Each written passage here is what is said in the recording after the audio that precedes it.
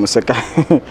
Assalamu alaikum warahmatullahi wabarakatuh. Mtayo wanje muri wa Kera Media News Center we bari kubano John News not following amukutugwe tugwa YouTube, Twitter, Instagram, TikTok, Facebook byona ntubaturuho onakurera izo banyina babiri njano urabona koko besazire.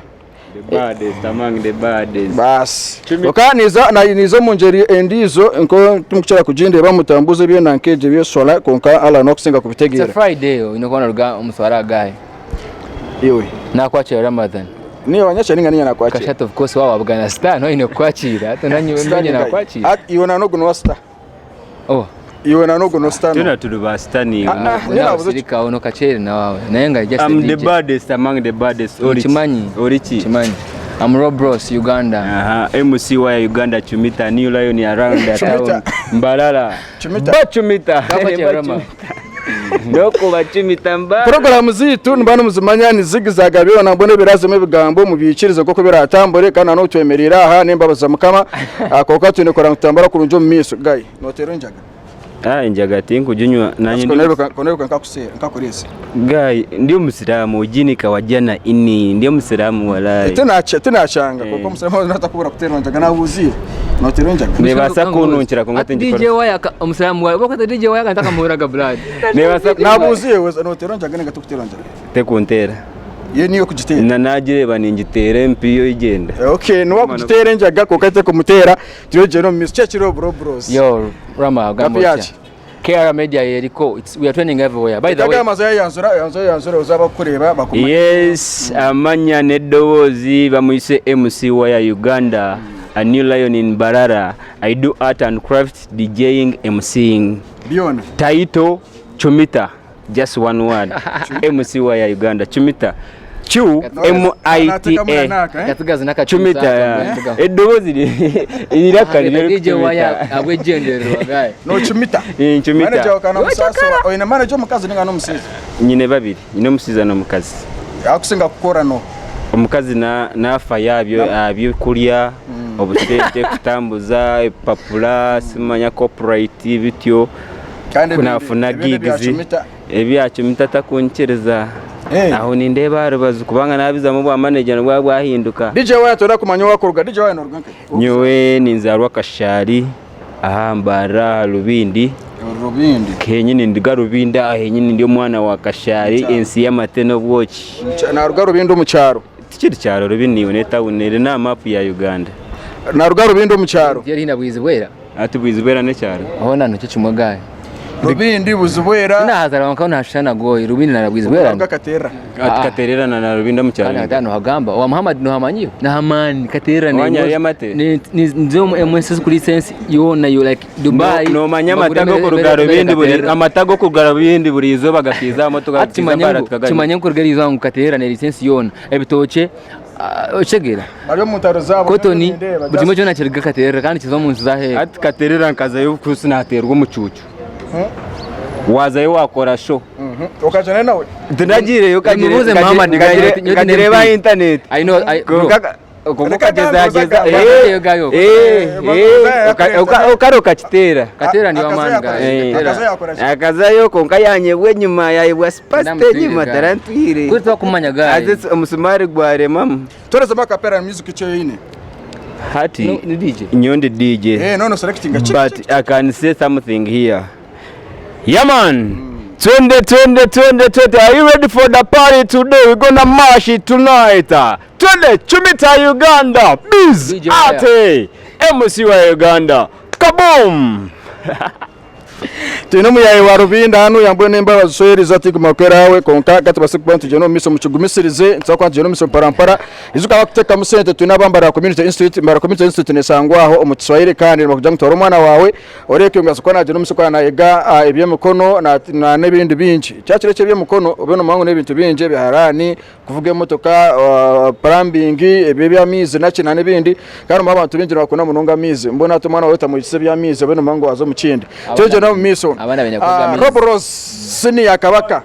star Western Uganda akire ikigambo star nkachifunda corporate Western Uganda ikigambo cyo star ne chanje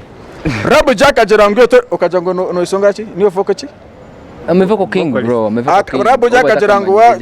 to ine na no ori Rabuje Ekyafayo Twenera no wori to kumanywa no yakoresera no mutawu no ato abantu batagiye ishomero biro bwinji ba misusing ebigambo kigambo Ekyafayo itself it means it means I think we onyita ngombuzi no nabuza so wajya mu mwete Ekyafayo Ekyafayo mu ruzungu na history ato mu ntiyari history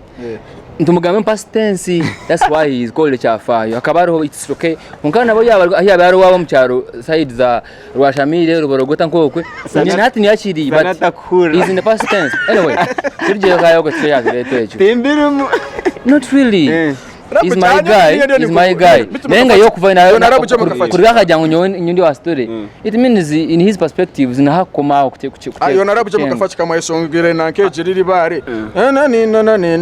nyamurunga kaniwo wabandize nyamurunga kwetaka bandize kando tarindiza nyamurunga iwe mboni kongwire burunji butonya nyamnejero omwati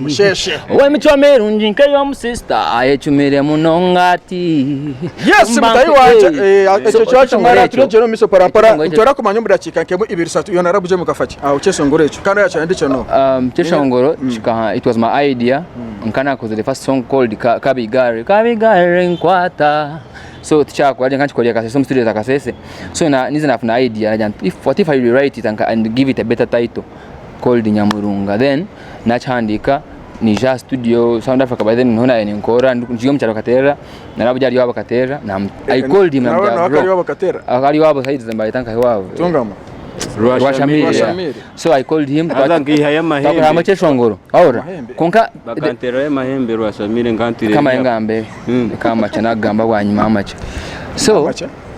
no mwana so I want to talk about this amacha so ndio ningeshabora aseka zanu no kurira no not by force amandi bakuja koja ngamani garya impanga kunye chimuzo cha roya konka tukakora man so ati reka nkushobore Rabuje twashonga cyo shongora hamwe it was my idea it was my brain child konka Rabuje cyamaze kunyiza cyo kwanza byona tukatuzahana tukashongora hamwe achikaisho ayenangwa shongore wenka like if I'm singing Nyamurunga on my playlist abara kwija when I'm performing it the first time I went with him on an event turahamwe twashanga yatego list yatire playlist yeye tiyate ko Nyamurunga kandi mu ina venue you get nacho shongora gayi akayangire kwija wareba bamushingeza kwiza kwa definitely yes twakora amache shongoro Rabuje twafuna butichezanga na weekend like ndikuteketa ngo bondi naza ko yachi ino muntu omukunyiga today njaka yimakagarukana but he some of the kind guy akubirivinga ngo mwenda munonga you get wine Christian hano wine Christian that's a mistake no man ozi and after ngo man ozina that's the problem so no kwatagana na mshanga tabuna msenyewe but I try hard urangu na mwika you get katu gachiri jime Paso kaya kumutera bwanyuma yo kumuha stage by force kandi yamaze kweshongora ninye nabe ni mukwatanga Rabuje utakakwachi utakarwana because they would beat him like you know you get but I had fidangu namkwata mtwa mutera because parasho baria binamani mingi bakutera guy nyorobo sema nakuferwa guy so I had to be there ngumukwata takarwana and he's my brother I like him I respect him he's talented kandi konka mtumaite kwatagana base because of his personality kuzwara na chikabechi western music ndina kwenye nyendecho ndina kwenye nja TV nzarawe Rabuje ninga nawanza rawe nkukuyagambire byana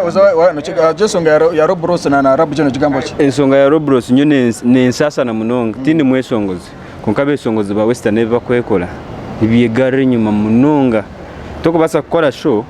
oketogo kandi mwine korabo akiza stage cyesonga kimwe yesongwira abantu abo kanga gukora ki mu featuring mu pushing nabakoleki the same story I did a song with General Gion now the song is called Mundu Ankore ngati nganga ngwachina playlist ye we have been on events together na kore hangu he has his own songs tara shongora collabo yanje nawe why do we do that collabo tosako no jesongora stage omukashonga collabo no kujanga at least wa chishongoro nyoko nje shonga zonga the artist is there ne yakobatari una chishongora abantu fans bema manyangu nyora wantu koregana but we do a collabo you can't sing it anywhere then abantu bokutoma tufizi zo mu industry no kolagana ukunda at Nyamurunga it's on my YouTube channel but it has 22k views meaning ko jengu Rabuje nakajezo ya pushinga na nyina pushinga kuna pushing it would be 200k you get maybe the whole count will be no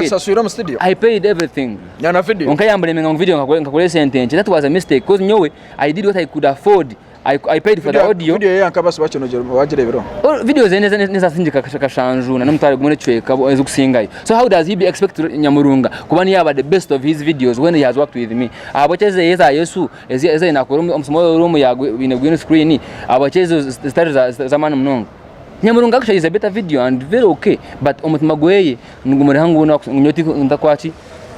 nguti takunyeta ganye kumweta but miso ejesonga ya Rabu J.Ekyafayo o making sure kureka ngo wampikaho ni wasokwa no gamba ku bana benda kumanye kiri ntije no miso wagamano yesereka kwikoga gamano yesereka amakuru gece ngo ngagari amazima